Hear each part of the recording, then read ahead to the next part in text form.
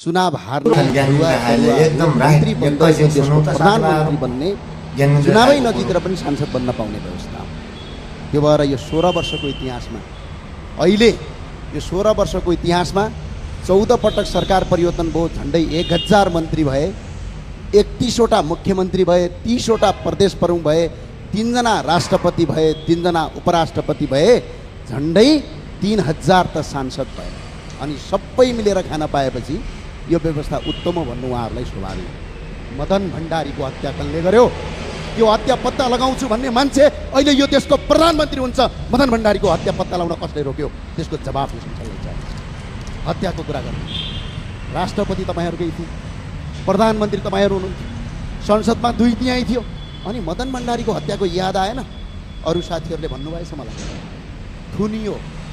म एकजना व्यक्ति हुँ, तपाईँको यो उत्तम गणतन्त्रको बेला ललितपुरमा चामल बाँड्दा बाँड्दै 9 दिन सिडिओ कार्यालयमा थुनाइ पाएको व्यक्ति हुँ। र आज पनि अहिले पनि भर्खरै रापरवाका विद्यार्थी युवा नेता निराजन बमलाई तपाईँहरूले चितवनबाट एरेस्ट गरिराख्नु भएको छ। यो तपाईँहरूको लोकतन्त्र हो। अघि एकजना मान्यज्यूले भन्दै हुनुहुन्थ्यो, काण्ड सम्झाइदेऊ, निर्मला पन्तको बलात्कारपछि हत्या भयो। तपाईँहरूका कति गृहमन्त्री फेरिए, कति प्रधानमन्त्री फेरिए, कति पटक ओल्लो पक्ष सरकारमा गयो गणतन्त्रवादीहरू।